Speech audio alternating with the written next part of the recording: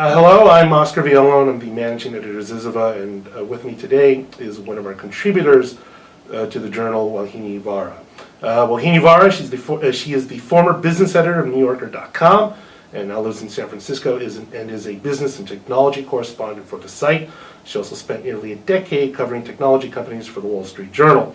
She graduated with a master's from the Iowa Writers Workshop, and she has received grants from the Rona Jaff Foundation and others for her fiction. Her story, We Were Here, was published last fall in ZYZZYVA issue number 101. Welcome, Vauhini. Thank you for coming. Thank you for having me. Before we start, I wanted to ask you a bunch of questions, not just about the story, but also about your career as a writer, as a journalist as well. But first, I wanted to talk a little bit more about the story, We Were Here. If I could set it up, it is a story told from the point of view of presumably a young woman recalling her childhood in an apartment complex and the lives of the various women in this place. It seems to be sort of like a world of lower middle class. I think, do I have that right? Would that be about right?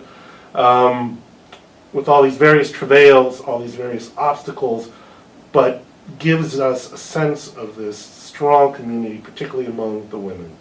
So I wanted to ask you, what was the origin of the story? The origin of the story was actually not an apartment building. Mm-hmm. It was a story my mom told me about someone she knew. There was an older woman she knew, and so she was telling me these stories about this woman and how she had gotten dementia and she was getting old. And I tried to write a different story about that, but I didn't. I felt like I didn't know the woman well. Mm-hmm. I couldn't figure out who this older woman was and who this character would be, because it was kind of mediated through the story my mom had told me, this wasn't somebody I knew. And I lived in a lot of, we lived in some houses growing up, but we also we moved around a fair amount, and so we lived in, as we were moving from place to place, we lived in a fair number of apartment buildings while I was growing up, and we were immigrants. Sure. And so was this up in Washington? We did live. Yeah, I grew up partly in Seattle. Okay. I went to high school in Seattle. And the story is set in Seattle. So one of them was up there.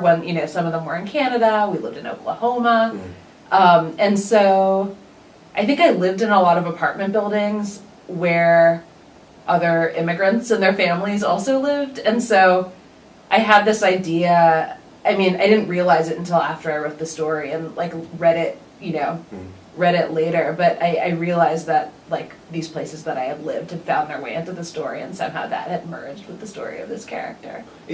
One of the things that appealed to us, with the lovely writing of the characters, is that there is an optimism actually to the story.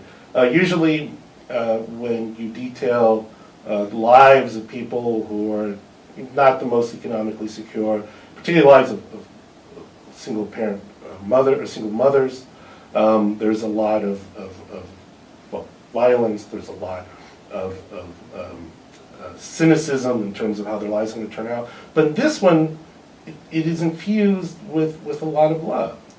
Would that be right? Am I reading this correctly? Yeah, no, I'm glad to hear you say that. That's it was intentional on a certain level. It's one of my most sort of optimistic or joyful stories, I think, and I wanted to do that. I was thinking. I wasn't really thinking about it on an intellectual level as I read the story, but I have thought about. I remember when I was in graduate school or something, asking a professor to sort of recommend stories or books that had that sort of that were had a sort of optimistic or joyful tone, because it was something I was interested in on an intellectual level. Mm-hmm. And I read a couple of these books, and they were all about sort of upper middle class intellectual people. Who's that writer? What's her name? Laurie Colwin. Okay. It was a lot of these books that were recommended to me were about these sort of upper middle class intellectuals who were happy because they had pretty nice lives, It's nice. It's easy to be happy that way. Yeah, Much easier, I should say. It's easier. And so I liked the idea intellectually speaking, I like the idea of stories about people who aren't in that class, in that socioeconomic class, who sort of like lead lives that are sometimes joyful and are sometimes feel optimistic and that meaning, and there's that sense of community Yeah. and hope that things could get better. Right. Yeah. Yeah. And like that sense of like the interconnectedness between all the people in the story was really important to me, I think. Well, yeah, and it comes through. I was going to say, is this part of a larger project you're working on? No, it's not. I mean, it is though. Like it's a weird story because I've written stories that are more autobiographical than this one, and somehow this story, which is, there are elements of, from my personal life, of course, like with any story that are in it, but it's not as autobiographical as some stories, and yet I somehow feel really close to the characters, and so, and maybe that's why, maybe the story gives that impression, and that's why you asked the question, but Yeah. It's not part of a novel or anything, but I've thought about it, like I feel like I could sort of like, there's much more about these characters that I could say, like I feel like I know them well and Sure. I could sort of say more about their lives. One of the things that struck me, well, as I mentioned before, you worked at the Journal for almost 10 years, now you're Yeah. at NewYorker.com, and you're covering technology and stuff, and from what I understand, you've been in newspapers for a long time. You did internships at the Denver Post, you interned at the Wall Street Journal, and you were on the college paper at Stanford since you were a freshman, is that right? Yeah. And one of the things I thought while reading your story was this seems almost like in opposition to the sort of dourness we cultivate. I say this as a former newspaper man working in papers. Right, right. Where you cover certain lives and certain people, and it's mostly just the awfulness. Yeah, you're right. I mean, and our goal as newspaper people, as you know, since you have that background, is like the goal is to be as sort of like dry and unbiased in some ways, and sort of like let the facts speak for themselves as possible. And so, I do both. I do journalism and I write fiction, and in some ways, like often those two things, especially when I was working at a newspaper before I was at the New Yorker, like a lot of ways those two things, like they're completely different beasts. With fiction, like it's all about like how things feel. It's all about like saying something meaningful and infusing the words with some kind of feeling and meaning. Whereas with newspaper writing, the idea is, we'll let the facts speak for themselves. We'll let the readers draw their own conclusions. Right. Like you don't need to say how sad or happy or optimistic or pessimistic these people were. Like the reader will figure it out. So yeah, I mean that's what purpose the fiction serves for me. So I want to talk a little bit more about that because I find it fascinating. There's an old saying in newspapers that every reporter has an unfinished novel in his or her drawer. Yeah. And just considering your background and how you wound up in papers, I was thinking, was there always this tension? In other words, were you one of the folks, and there's many of them, who said, you know what, it's going to be really tough to make a living off of my writing, the fiction. Maybe that job as a reporter would be a good backup.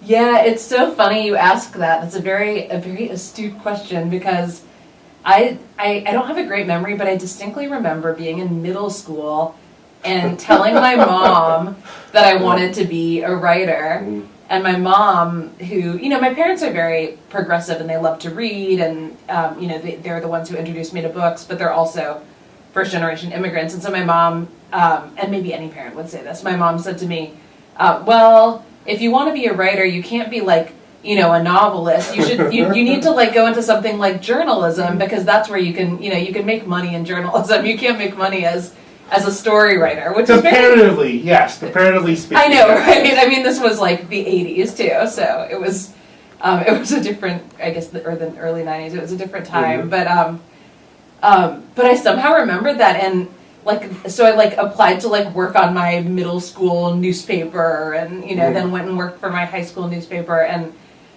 I think that offhanded comment of hers that she probably would deny ever having made, because she's very proud of me. She's happy that I'm a fiction writer and a journalist. But that offhanded comment, I think